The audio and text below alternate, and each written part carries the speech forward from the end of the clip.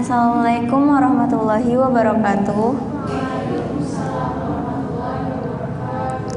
Allahumma sholli ala sayyidina Muhammad wa ala alihi washabihi wasallam. Amma ba'du. Rabbi shrah li sadri wa yassir li amri wa uqdatam min lisani yafqahu qawli. Alhamdulillah, malam ini kita masih dikumpulkan kembali dalam keadaan sehat walafiat. Malam ini aku mau bawain kultum yang judulnya menghafalkan Al-Quran. Pasti kita nggak asing kan ya sama kegiatan itu. Kan di pondok-pondok lain gitu, kayak pondok tafis gitu kan banyak yang sering banyak ya, penghafal Al-Quran tuh wajib gitu kalau di pondok tafis, ya kan ya. Nah, pondok bahasa juga biasanya ada selingan gitu buat ngafalin. Ya, rata-rata ya anak pondok tuh pasti ada yang penghafal Al-Quran, dan kebanyakan mungkin penghafal Al-Quran. Ya mungkin gak semua pondok mengharuskan untuk menghafal Al-Quran. Nah, menghafal Al-Quran ini tuh salah satu kegiatan yang baik yang bisa kita lakuin dari kita sejak kecil. Di saat kita udah mulai belajar mengingat, itu belajar mengingat, maksudnya belajar membaca, itu udah mulai bagus untuk bisa dilakukan atau mulai dilakukan. Nah, tapi kebanyakan orang tuh berpikir kalau menghafal Al-Quran itu salah satu kegiatan yang berat banget, karena mungkin mereka nggak terbiasa untuk menghafal, karena kan mereka nggak terbiasa dengan memulainya dari sejak kecil. Mungkin karena menghafal Al-Quran kan kebanyakan mungkin dimulai dari tuntunan orang tua atau bimbingan dari pondok. Nah, kalau orang tuanya nggak memulai sejak kecil, mungkin dari pondoknya gitu atau dari sekolahnya gitu. Tapi mungkin ada aja yang nggak menghafal. Nah, ketika dia ditanya, bagaimana kalau kamu menghafal Al-Quran? Ih, berat banget, gak bisa gitu.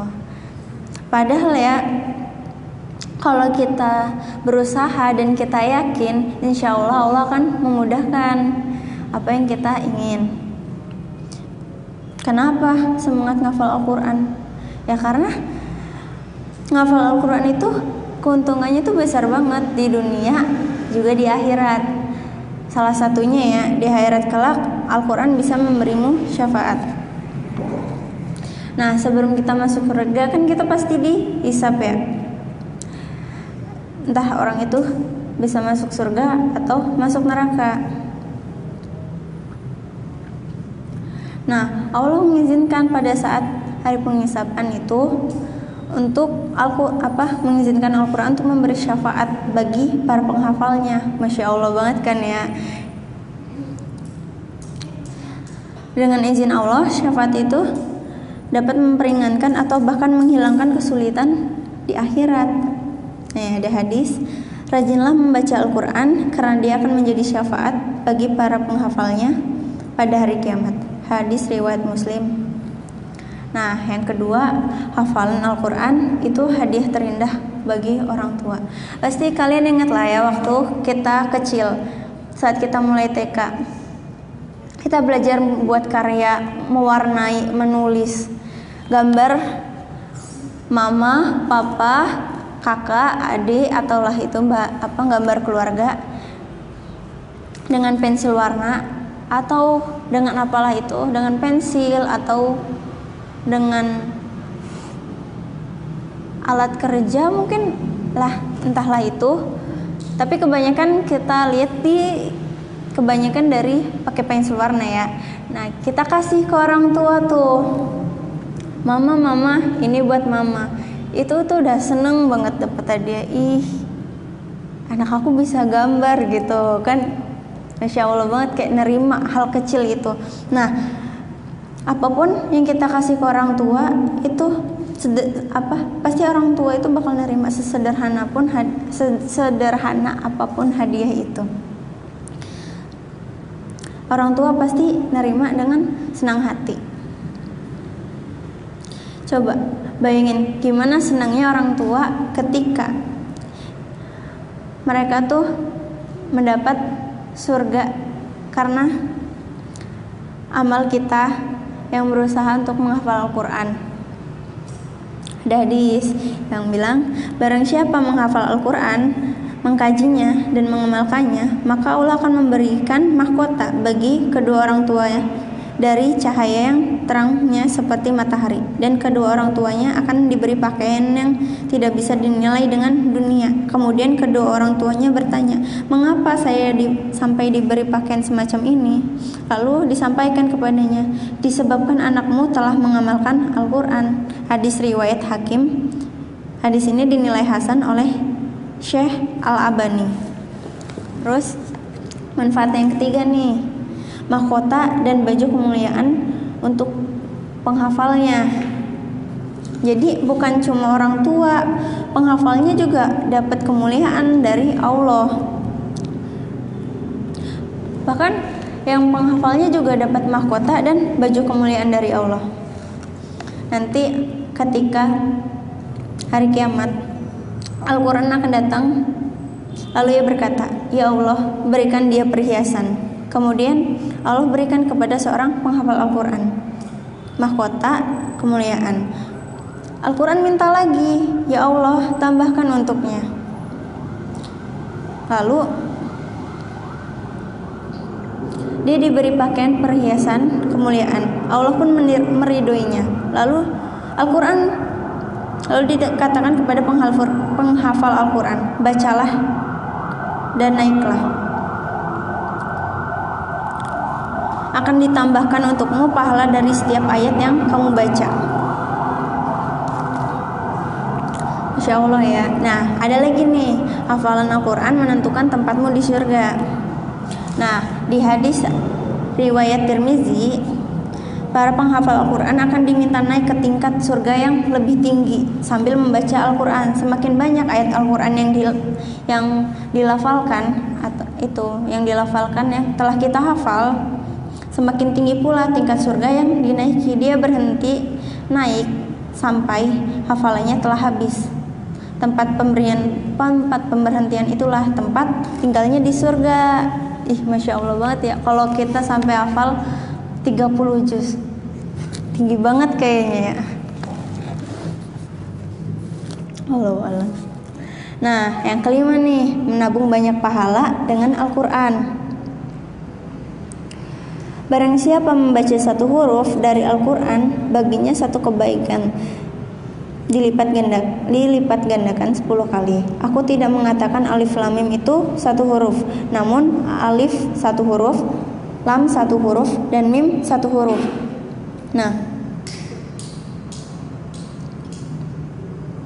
sementara orang yang berusaha menghafal Al-Quran tentu akan membaca Al-Quran ulang-ulang sambil murojaah ya, pasti takut jangan sampai hafalannya itu hilang. Bayangin deh, banyak kebaikan yang kita kumpulin ketika kita murojaah, ketika kita membaca ulang, ketika kita menghafal, kan Masya Allah banget. Terus yang keenam, hafalan Al-Quran membuat pikiranmu semakin lapang. Nih, coba bayangin, ada kotaknya kayak kotak hadiah gitu. Kalau kita isi barang terus menerus pasti bakal penuh. Tapi beda sama otak manusia. Otak manusia itu aktif. Semakin kita isi, semakin lapang otak kita. Jadi bakal banyak informasi yang masuk.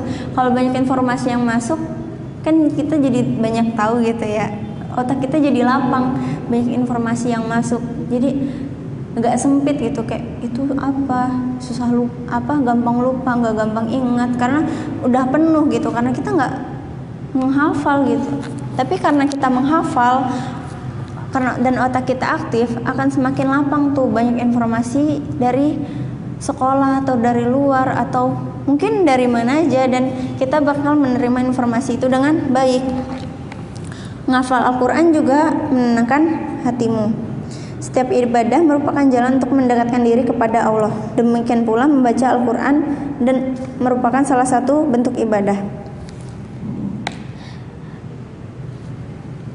Ada ayat dari Quran surat Ar-Ra'd ayat 28. Bismillahirrahmanirrahim. Alladzina amanu wa tat'aminu qulubuhum bidzikrillah. Ala bidzikrillahi tatmainu qulub. Yaitu orang yang beriman dan hati mereka menjadi tentram dengan mengingat Allah. Ingatlah, hanya dengan mengingat Allah hati menjadi tentram. Nggak cuma ngafal, karena banyak keutamaan menghafal Al-Quran. Karena yang kita menghafal Al-Quran. Tapi ingat nih, menghafal Al-Quran 30 juz itu nggak wajib bagi buat semua orang. Yang wajib itu adalah membaca, mempelajari dan mengamalkan Al-Quran. Kan percuma kalau kita ngafal tapi kita nggak ngamalin, percuma kalau kita ngafal tapi kita nggak mempelajari apa isi Al-Quran itu, ya kan? Ya enggak? Nah, menghafal Al-Quran kita juga harus tahu tuh, kita harus rutin membacanya, terus nuntut ilmu biar kita makin paham perintah-perintah, terus larang-larangan Allah.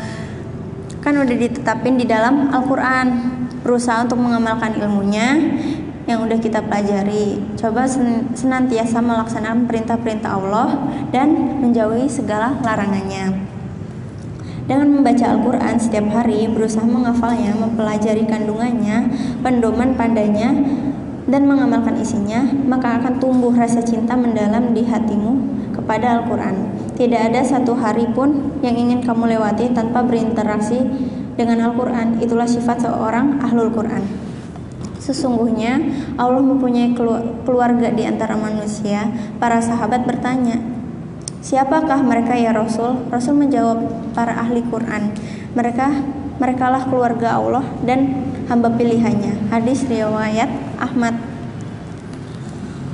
Masya Allah banget ya kalau kita jadi penghafal Al-Quran, apalagi kalau kita bisa mungkin 30 juz. Itu aja yang aku ingin sampaikan malam ini. Maaf bila ada kesalahan, karena kekurangan datangnya dari saya dan kelebihan datangnya dari Allah. Wabillahi taufiq wal hidayah. Wassalamualaikum warahmatullahi wabarakatuh. Waalaikumsalam.